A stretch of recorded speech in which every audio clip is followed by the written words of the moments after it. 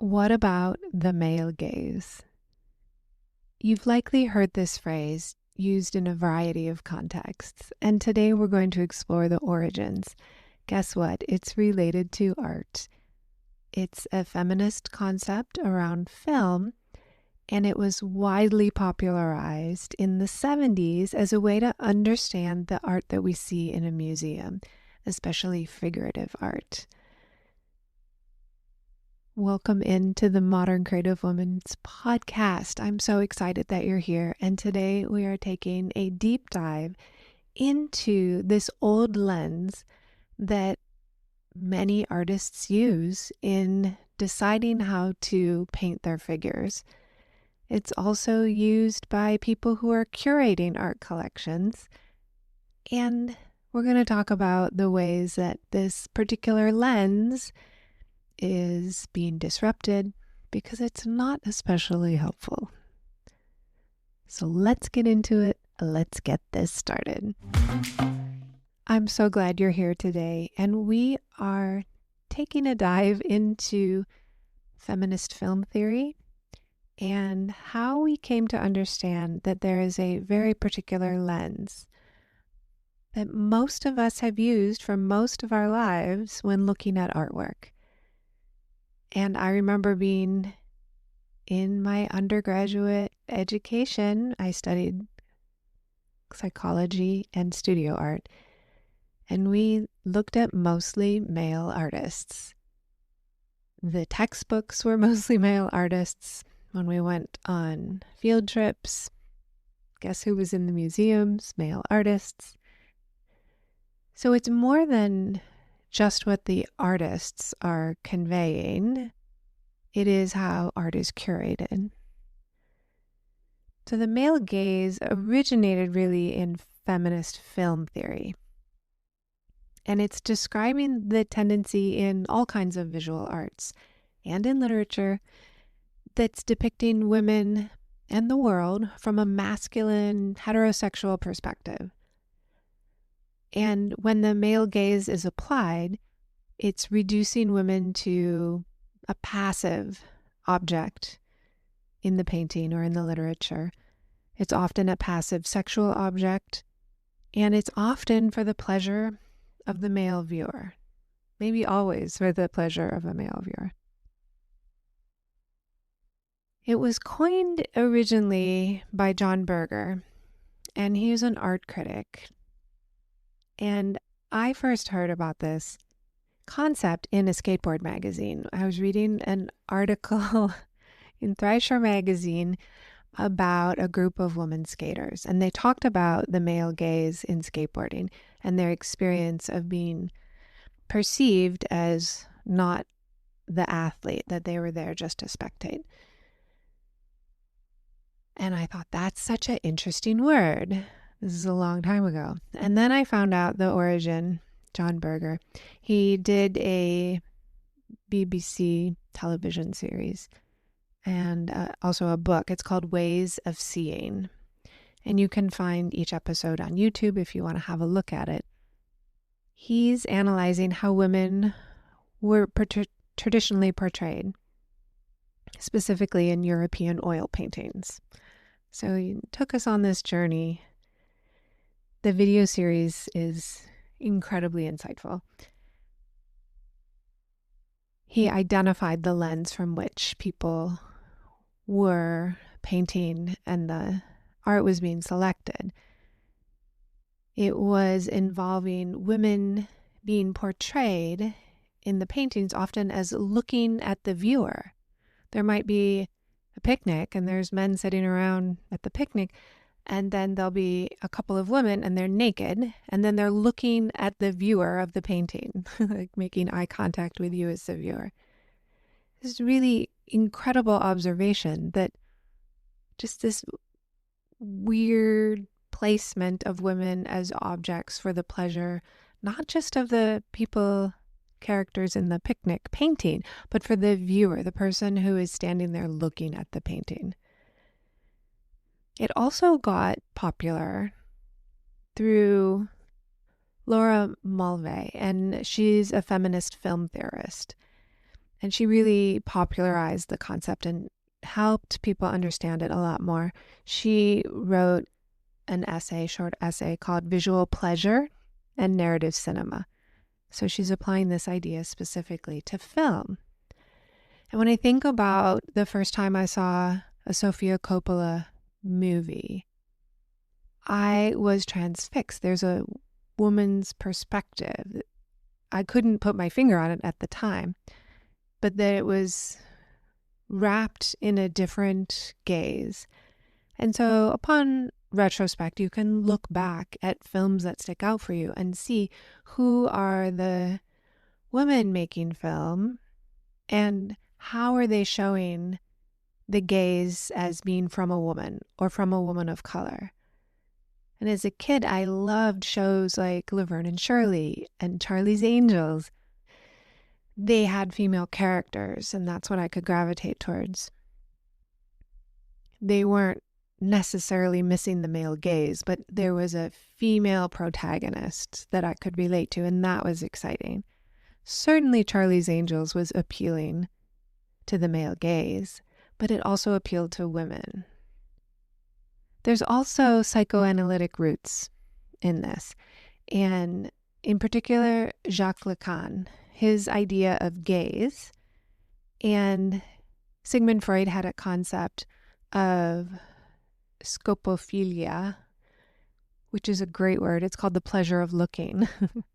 And considering these things, the gaze and the pleasure of looking, it explains a lot how cinema has conditioned us to look at women through this male or patriarchal gaze, specifically male heterosexual patriarchal gaze. So it shows up in film. It certainly shows up in art and what's depicted in museums. It shows up in literature. And until we see that there are other options, that's just the gaze that we are inundated with. I wanted to learn more about this male gaze and the artists and activists who are working to help us see from a different lens. So when we think about the psychological use of the gaze, the male gaze is included in kind of three areas. One is like the man behind the camera, like the male director, the male characters within the film or within the painting, and then the person looking at the film or the art. So there's someone directing it, there is the male character within, and then there's you as the viewer. I would also add to that who curated the art, who selected that art, who in the museum bought that art, and the lens that they have. Because it's not like we have access to all the art in the world when we go to the museum or any museum.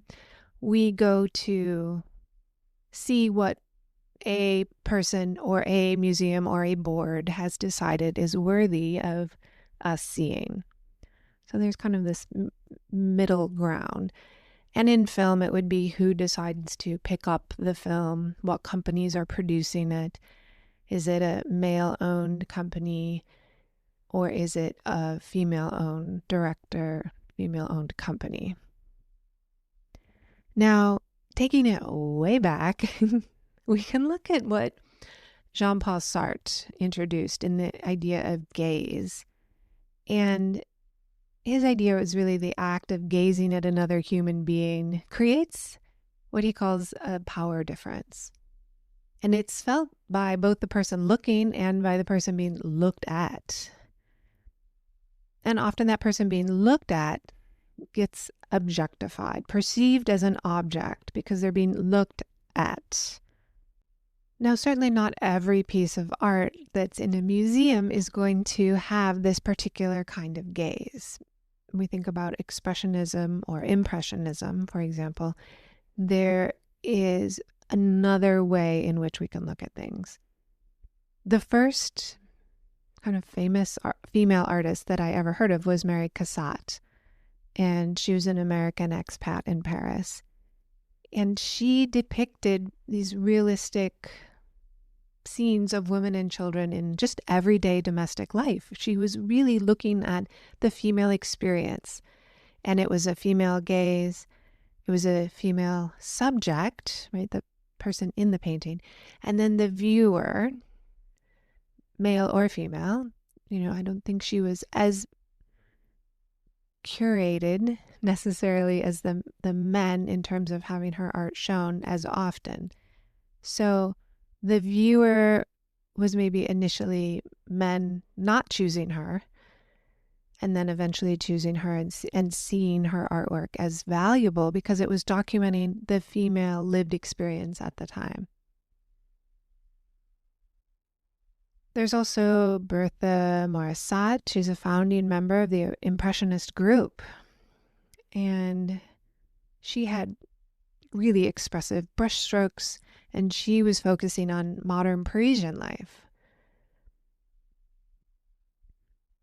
And then Marie Bracquemond, she studied with Claude Monet, and she also painted a lot of outdoor garden scenes and kind of leisure activities and people enjoying themselves. So there's many, many artists who are women and are not painting from that perspective. Another group of women artists who didn't at all focus on that male gaze were the expressionists. So the abstract expressionist movement in particular, the 20th century, and this was happening a lot in New York and in California. Elaine de Kooning, she did a lot of portraits. Again, rapid linear brushstrokes. She was showing a lot of emotion. Lee Krasner, of course, rigorous, geometric, and it like full of gesture. Joan Mitchell, which I think is incredible. There's a Joan Mitchell at the San Francisco Museum of Modern Art, and she's famous for these huge multi-paneled abstract landscapes, and again, rhythmic gestural brushstrokes. So there's no need for that male gaze in this kind of expressionism. There's not characters in the artwork. It's a woman painting. So the person behind the camera or the artist is a woman. The figures are non-existent in the artwork, and the viewer can be anybody. There's not the lens of the male gaze through which these artists are looking. And you've heard me talk about the Guerrilla Girls before. This is so exciting. And I remember learning about them in the 80s. They're an anonymous group. It's a feminist art collective. They started out in New York City, and they're protesting sexism and racism within the whole art world. They always wear gorilla masks. They use a lot of humor. They use really cool, bold, propaganda style posters. They make billboards, and they're really an advocacy group that's focused exclusively on identifying and trying to rectify the discrepancies in the art world, especially related to finances. Whose art is being curated by the museums? How much are people being paid? Whose art is being excluded from the art museums and from the art world? And that so much money is going to kind of this middle management group of people, art collectors. And what exactly are the artists getting?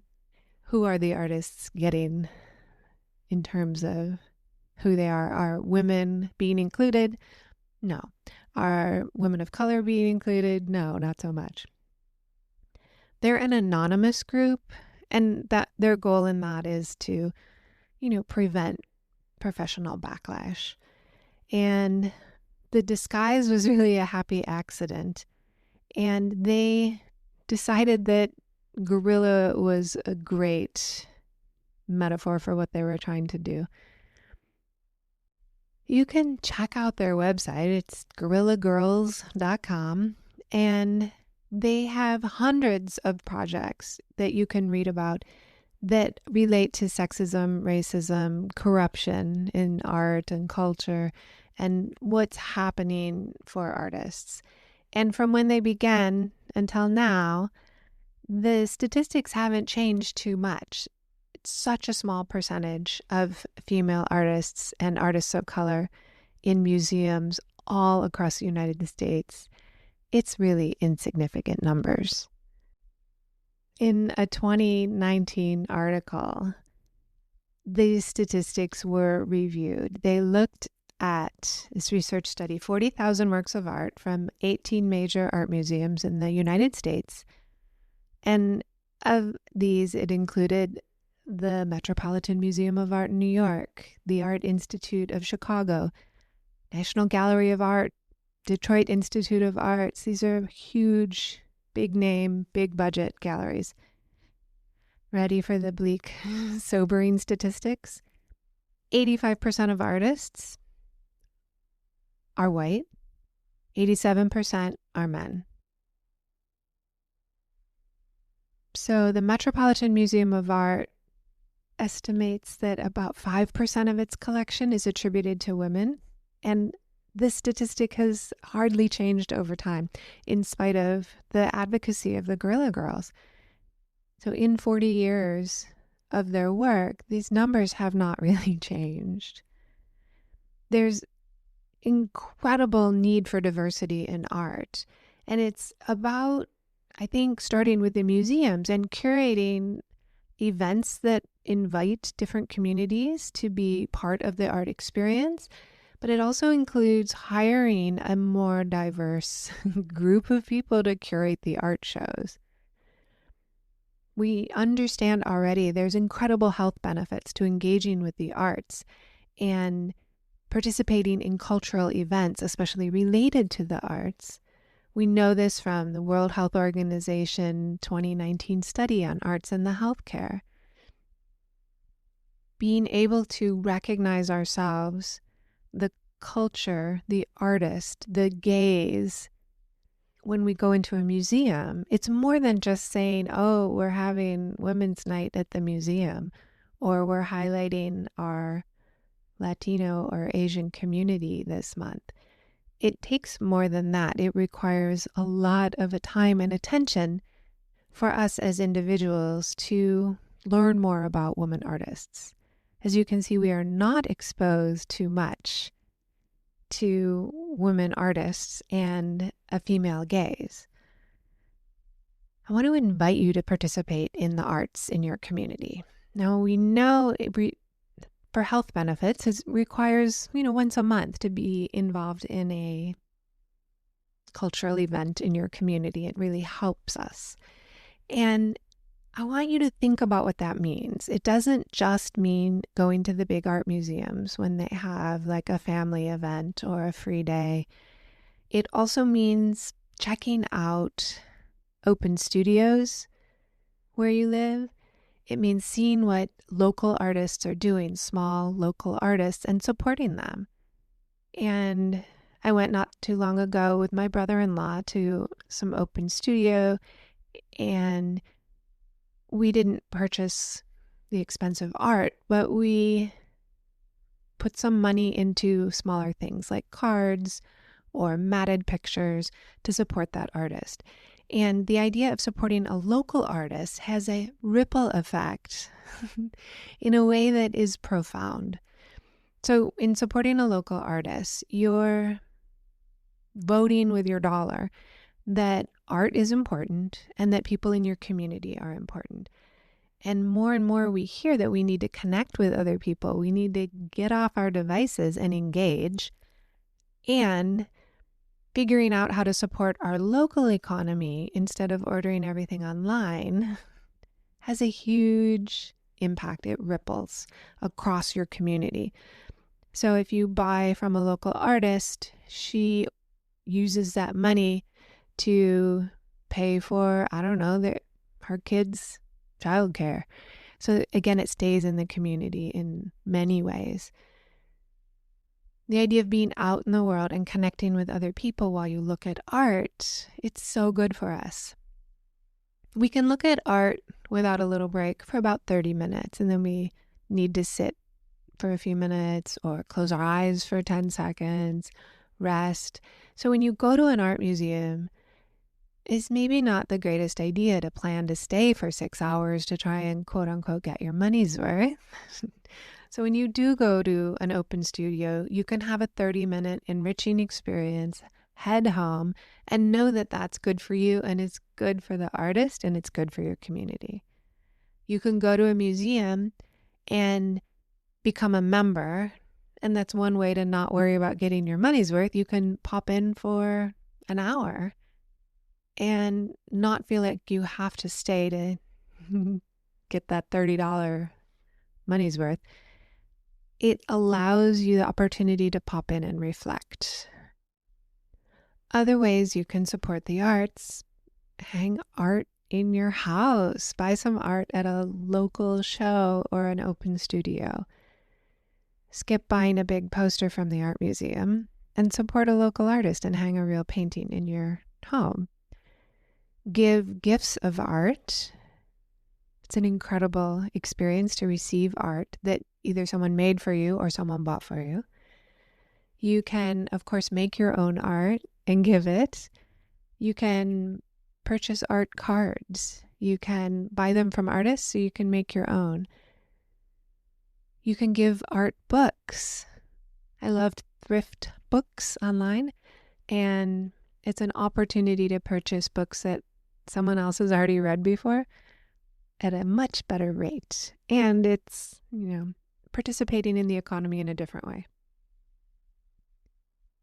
I would love to hear the ways that you support the arts in your community and how you're considering things like keeping money within your community, supporting people in your community, how you can reflect on what that means for the male gaze in art. It doesn't require that much more effort to seek out women artists and designers and architects. There's a lot of options available, especially searching on the internet before you go to a museum or an art studio, and see who you would like to support. And finally, subscribe to the free newsletter from the Guerrilla Girls. It'll give you some really incredible information and empower you with the knowledge to make more conscious choices about the art you consume, so that you're seeking out art that makes you feel alive and engaged, such as Joan Mitchell, and you don't have to worry so much about wandering in and experiencing art through the male gaze when you're really looking for like an enriching experience. All right, you can message me in the show notes. You can find me on Instagram at Dr. Amy Backos. I would love to hear more. If you want to hear a little bit more about art and desire, check out episode 160. And if you have a moment, I would love if you could drop in a 5-star review, write a comment. That's the kind of stuff that really makes the show go. And there's some women who are supporting the show, and they're kind of carrying the burden for everybody right now. It's just $3 or $5 a month. You see, there's no ads here, and I'm going to keep it that way. So if you could support the show for a few months, that would be another wonderful way to support your local woman artist. Have a wonderful rest of your day, and I look forward to speaking with you in the next episode.